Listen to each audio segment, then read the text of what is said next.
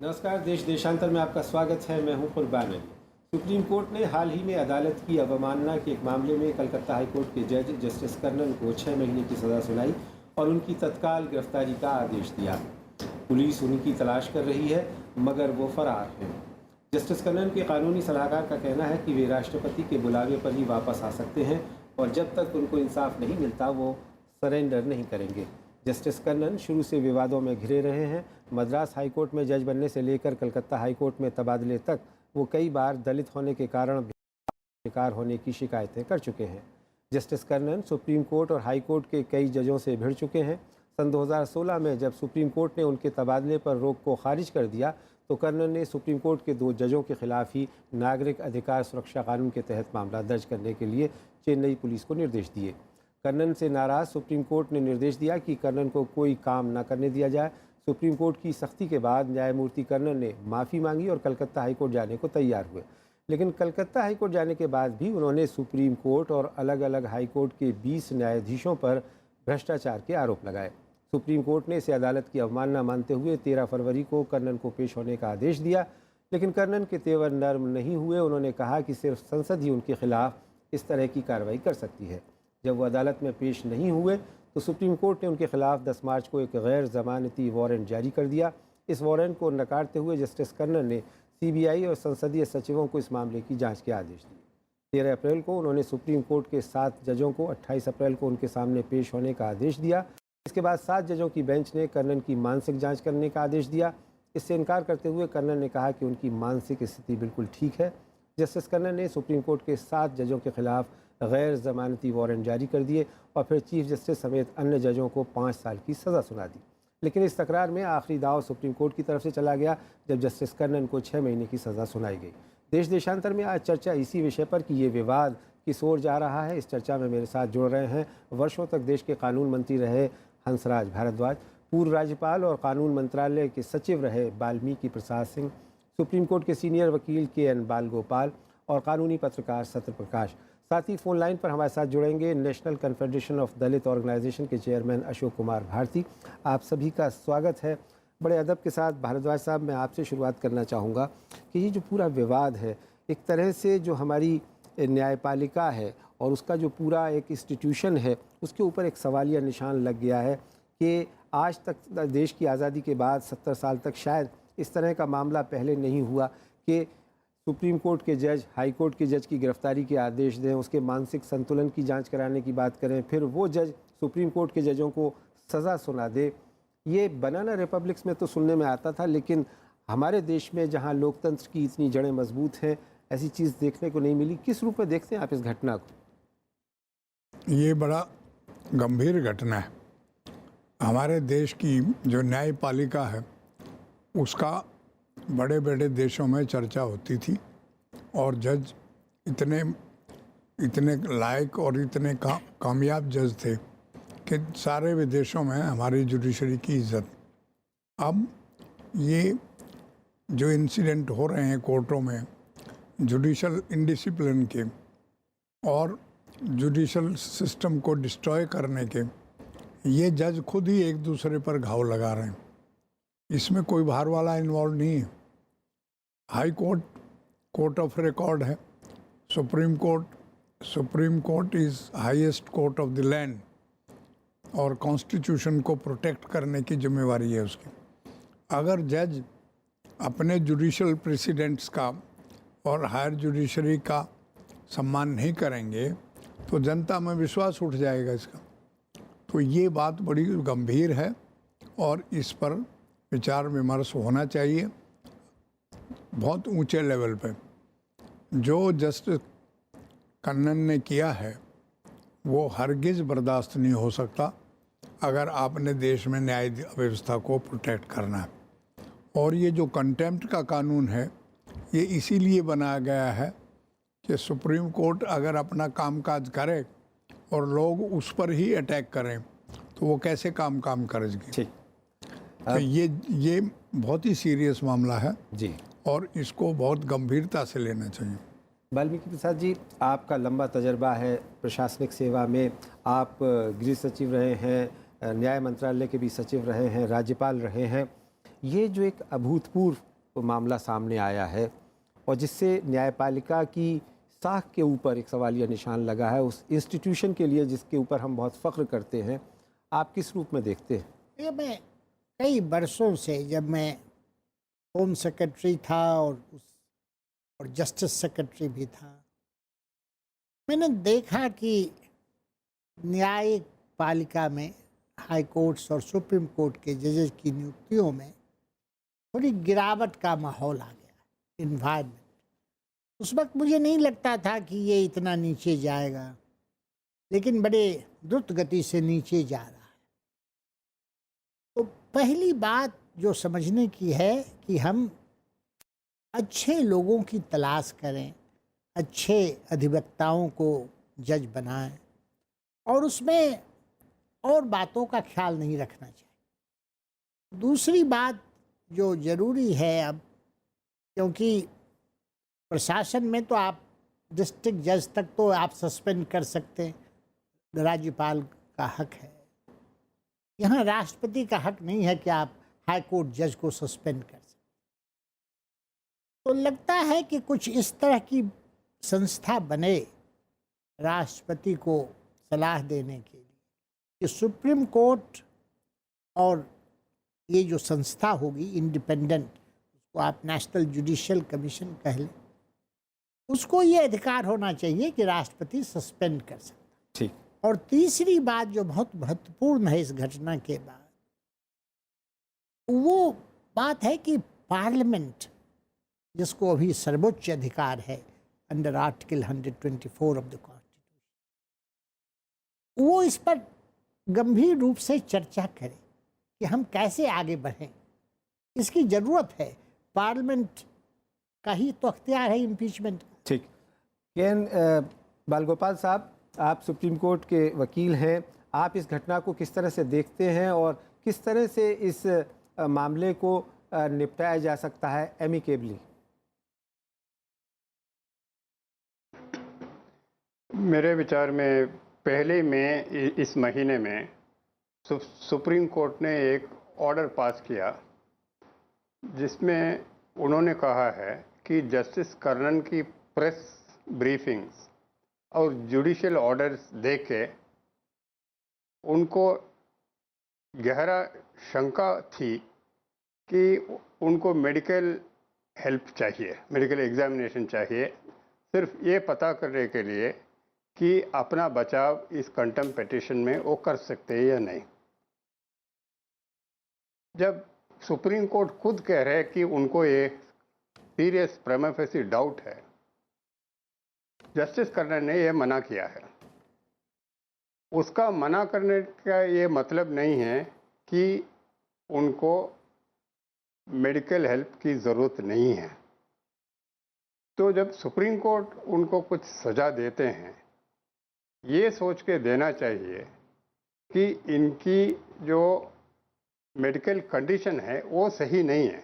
जैसे रोड में जब आप गाड़ी चलाते हैं जी, और पुलिस वाले रुकवाते हैं आपको दारू पीने में, और वो कहते हैं आप मुंह खोलो, हमें आपका टेस्ट करना है, और कोई ड्राइवर कहते हैं हम मैं नहीं खोलूँगा, मुझे टेस्ट नहीं करना है जी, उसमें एक एडवर्स इन्फ्रेंस होता है कि ये आदमी पिया है।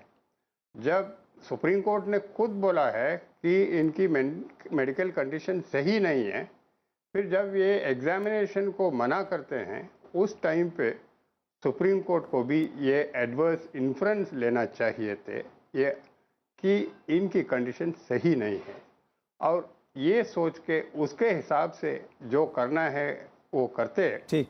तो मेरे ख्याल से जुडिशरी का जो गरिमा है और बढ़ा देते हैं। जी, आप रहे, मैं आता हूं आपके पास पे। इस वक्त हमारे ये साथ मेरा फोन विचार लाइन है। पर हैं दलित नेता Ashok Bharti, national confederation of Dalit organisation के आप अध्यक्ष हैं।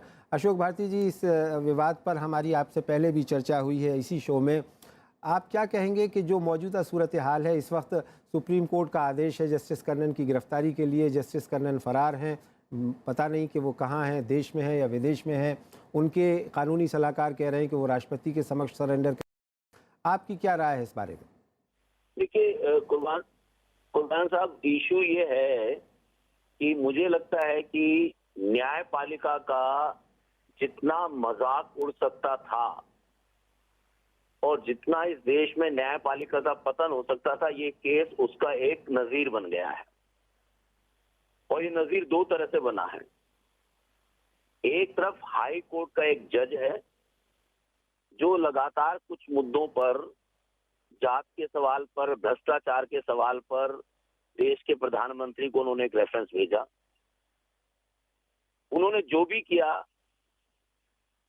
जो भी अपने संज्ञान लेकर उन्होंने सुप्रीम कोर्ट के खिलाफ आदेश पारित किए, मैं उनकी उस पर नहीं जा रहा हूं, लेकिन मैं ये समझता हूं कि एक जज अगर गलती कर रहा है तो सुप्रीम कोर्ट के 7 जज जिनकी तरफ पूरा देश न्याय की सर्वोच्च पराकाष्ठा की तरफ देखता है, वो जैसा निर्णय देते हैं, वो वाकई में मुझे लगता है कि हमारी जुडिशरी के पास विजन और दृष्टि का अभाव साफ नजर आता है।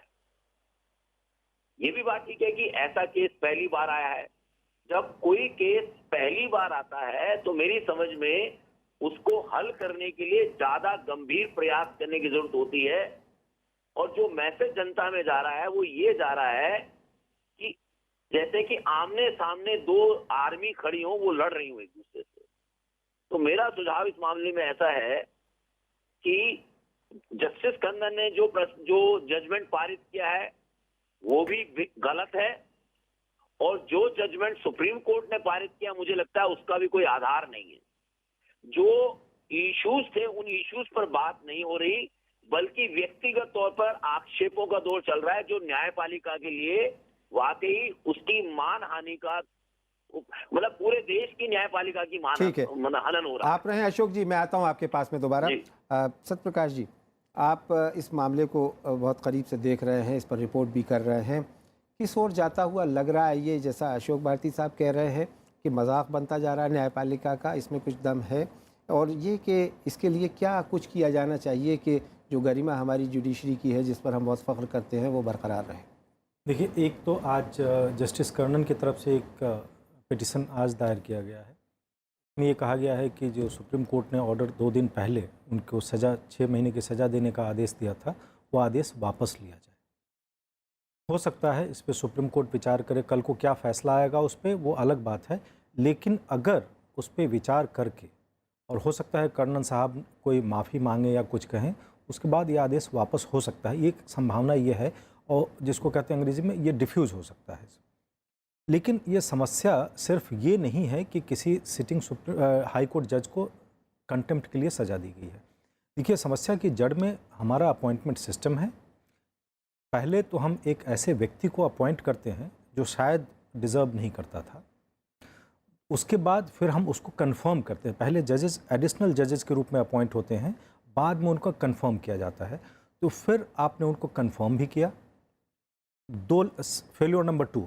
उसके बाद throughout in his judicial career justice Karnan इस तरह के आदेश पारित करते रहे हैं और इस तरह की हरकतें करते रहे हैं, जिसके कारण जुडिशरी की बदनामी होती रही है, चाहे वो मद्रास हाई कोर्ट में हो, चाहे वो कलकत्ता हाई कोर्ट में है। उन्होंने जो कुछ अब तक किया है उसमें कई बार ऐसे मौके आए हैं जबकि सुप्रीम कोर्ट कॉलेजियम उसका संज्ञान लेके ये फैसला ले सकता था कि ये कुछ कर रहे हैं, इसको जिसको जुडिशियल मिसकंडक्ट कहते हैं, ये जुडिशियल मिसकंडक्ट है, और उसके आधार पे उनके रिमूवल के लिए इम्पीचमेंट मोशन शुरू करने के लिए वो गवर्नमेंट को लिख सकते थे और पार्लियामेंट में इसकी शुरुआत की जा सकती थी। बजाय इसके सुप्रीम कोर्ट ने जो कंटेम्प्ट का रास्ता चुना है, मेरे ख्याल से ये गलत था, पर्टिकुलरली इसलिए कि जस्टिस कर्णन जून में रिटायर कर रहे हैं। तो 2-3 महीने और पहले ही सुप्रीम कोर्ट ने आदेश पारित कर दिया था, कम का समय रह गया, पहले ये आदेश पारित हो गया था कि उनके कोई भी सारे उनके जुडिशियल एंड एडमिनिस्ट्रेटिव पावर्स ले लिए गए थे। तो कुछ दिन, इतने दिन इस तरह से चला है, कुछ दिन और अभी जो स्थिति बनी है उसमें सबसे ज़्यादा जुडिशरी एज एन इंस्टीट्यूशन उसकी बदनामी हो रही है, इसको अवॉइड किया जाना चाहिए था। हंसराज भारद्वाज साहब, आपकी राय में, क्योंकि आपका एक लंबा तजर्बा है, देश के कानून मंत्री रहे हैं आप 15 वर्षों से ज़्यादा समय तक, कैसे डिफ्यूज़ किया जाए? और आप कह रहे थे प्रोग्राम शुरू होने से पहले जब आपसे बात हो रही थी कि पर्ज किया जा सकता है, तो उसका क्या रास्ता होगा? कंटेम्प्ट की पावर हर कोर्ट के अंदर होती है जी, ट्रायल कोर्ट में भी होती है, हाई कोर्ट में भी होती है और सुप्रीम कोर्ट में भी होती है। Supreme court has power to punish its own contempt, so moto. And उसका रेमेडी जो कानून में सीखे हैं वो इंसिस्ट करने से, रिपीट करने से नहीं, वो एग्रेवेट हो जाता है उसको पर्ज कर दो कि ना जाने में, अनजाने में कोई गलती हो सकती है। तो साधारण तरीका यही होता है कि you should purge the contempt. लेकिन उसके लिए कर्नल साहब की तरफ से कोई माफ़ीनामा, कोई अपोलॉजी भी होनी चाहिए। कोई प्रॉपरली एडवाइस नहीं दी गई उसको। अगर उन्होंने वकील किए हैं तो कौन वकील है देश का वो कहेगा कि जुडिशरी को गाली दो? कौन कहेगा कि अवहेलना करो? फिर तो जुडिशरी का कोई मायने ही नहीं रहेगा। फिर जो फांसी की सज़ा जिसको देती है वो कैसे फांसी पर चढ़ेगा? डेथ सेंटेंस होती है कोर्टों से। बहुत कठिन काम है ये, और ये जुडिशल डिसिप्लिन बहुत महत्वपूर्ण डेमोक्रेसी का पार्ट है, और इसमें एग्जीक्यूटिव नहीं कर सकती ये काम। राष्ट्रपति अपॉइंटिंग अथॉरिटी है, अपॉइंटमेंट होने के बाद वो खुद नहीं इंटरफेयर कर सकते। तो आप कह रहे हैं कि ये मामला सुप्रीम कोर्ट को सेल्फ करेक्टिंग जैसे हमारे यहाँ पार्लियामेंट में है जी, हमारे एमपीओ का सवाल आया था कि हमारा डिसिप्लिन कौन रखेगा, तो हमारी यहाँ एथिक्स कमेटी बनी कि नहीं? डॉक्टर करण सिंह अभी भी शायद उसके वो हैं। तो ये बड़ा भारी रिसर्च हुआ। हमने जुडिशरी को कहा था जब हम मंत्री थे कि आप अपनी एक highest judicial body with in supreme court रखो, ताकि कोर्स करेक्शन हो ताकि सके। वो कोर्ट्स को कलेक्टिवली उसको शुरू में ही उसको ठीक कर दें। ठीक, और only power, I will add one thing, only power to punish ए जज, एरिंग जज on constitutional ground is impeachment. Ji, impeachment. तो वो केस इधर से भी नहीं बना ना उधर से बना। तो मतलब केस बिगड़ गया। वाल्मीकि प्रसाद जी, आपको क्या लगता है कि जैसा हंसराज जी कह रहे हैं, ये जो पर्च करने का मामला है या सेल्फ करेक्शन का मामला है, अपने आप को सुधारने का मामला है, इस तरह की नज़ीर बनाई जा सकती है क्या? इस तरह का कदम उठाया जा सकता है? और अगर है तो उसमें दिक्कत क्या है? दिक्कत ये है, देखिए 70 साल से हम इस संविधान को चला रहे हैं, और पार्लियामेंट में, असेंबली में एक टेंडेंसी बन गई है कि हम जुडिशरी में जाएंगे, और जुडिशियल ऑर्डर्स भी हो रहे हैं, गवर्नर को क्या करना चाहिए, असेंबली को क्या, पार्लियामेंट को क्या करना। ये गलत है। जुडिशरी को रिफ्रेन करना चाहिए। यहाँ मुझे लगता है कि ओवर एक्सपोज अपने आप को judiciary, highest court of the country, ये मामूली बात थी मेरे अनुसार। हम लोग नीचे के तबके में, मैं जो कलेक्टर थे, तो ऐसी घटनाएं होती रहती हैं। लोग टेम्पररी इमोशंस होते हैं, तो उसको डील करने का तरीका है, उसकी पत्नी को बुलाया जाता है, बच्चों को बुलाया जाता है। इंडिविजुअल एवेरेशन को इंस्टीट्यूशनल एवेरेशन नहीं बनाना चाहिए था। तो ये तो सेल्फ इंट्रोस्पेक्शन की ज़रूरत है जो जस्टिस कर्दन हैं उसके, और सुप्रीम कोर्ट में भी सेल्फ करेक्शन का एक माहौल बनना चाहिए मेरे ख्याल में। और ये जैसा आपने कहा और भारद्वाज जी ने कहा, पर्ज का, और आपने भी कहा, ये जून तक की समस्या है। अब इसको ओवर एक्सपोज करने से देश को फायदा नहीं, लेकिन अगर इस पर सोचना होगा पार्लियामेंट को, जुडिशरी को इंट्रोस्पेक्ट करना होगा कि हम आगे कैसे ऐसे मामले डील करें, क्योंकि आपने ऐसे लोग बहाल कर लिए, मामला तो उससे है ना। नहीं, वो तो हो गया, लेकिन अभी ये 11 जून तक का मामला है, तब तक संसद का सत्र भी नहीं है। नहीं, ये अकेले व्यक्ति ऐसे नहीं है, ये अकेले व्यक्ति ऐसे नहीं है, और भी हैं।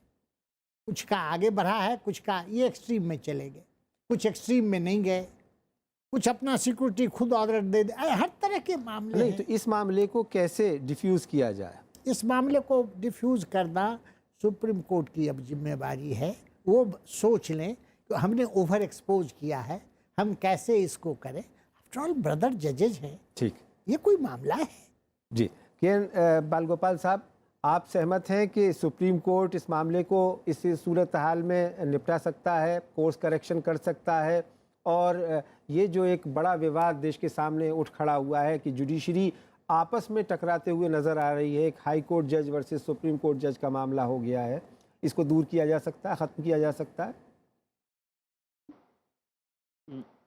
बिल्कुल सही है।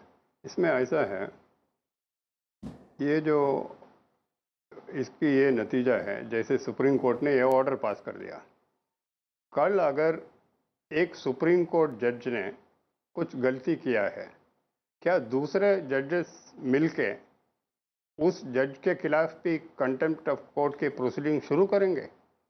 क्योंकि कंटेम्प्ट ऑफ कोर्ट के जो कानून हैं उसमें सिर्फ ये लिखा है, कोई भी व्यक्ति कोर्ट को अपमान करते हैं उसके खिलाफ कंटेम्प्ट प्रोसीडिंग्स इनिशिएट कर सकते हैं। व्यक्ति के डेफिनेशन में फॉरेनर्स भी आएगा, इंडियन सिटीजन्स भी आएगा, जजेस भी आएगा। अगर हाई कोर्ट जज के खिलाफ कर सकते हैं, कल ये सवाल उठेगा क्यों सुप्रीम कोर्ट के जजेस के खिलाफ भी क्यों नहीं होगा?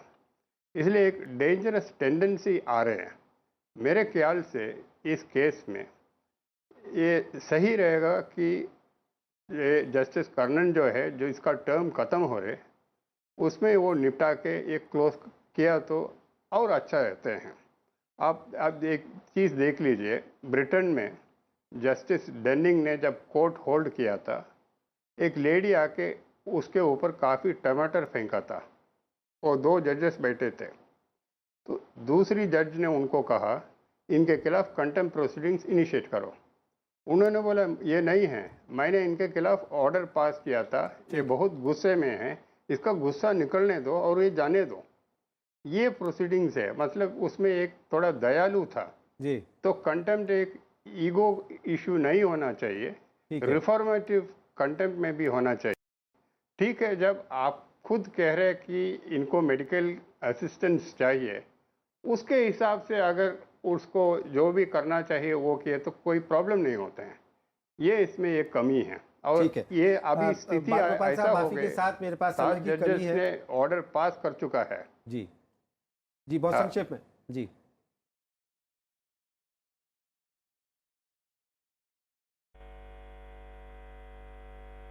लगता है कि बाल गोपाल जी से हमारा संपर्क हेलो। टूट गया है। जी अशोक भारती साहब, बहुत संक्षेप में आपसे कि आप क्या कहेंगे इसमें? कर्णन साहब को भी कोई बड़ा दिल दिखाना चाहिए और इस मामले को सुलझाने के लिए अगर उनकी तरफ से इस मामले में माफ़ी मांगनी पड़े या सॉरी बोलना पड़े तो उसके लिए तैयार होंगे?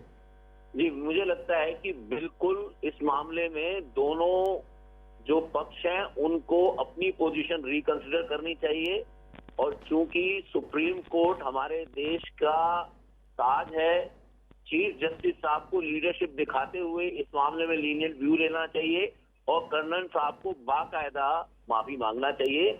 और मुझे लगता है कि हमको इंस्टीट्यूशनल मैकेनिज्म की तरफ देखना चाहिए कि इस तरह की इशू रिपीट ना हो। तो जजेस के एचआर प्रैक्टिसेस क्या होंगे, उसके लिए क्या इंस्टीट्यूशनल मैकेनिज्म होगा, डिस्क्रिमिनेशन, जेंडर डिस्क्रिमिनेशन, अनटचेबिलिटी, इन तमाम इश्यूज को जुडिशरी ईगो की बजाय प्रोफेशनली कैसे हैंडल करेगी, इसके लिए ठीक है।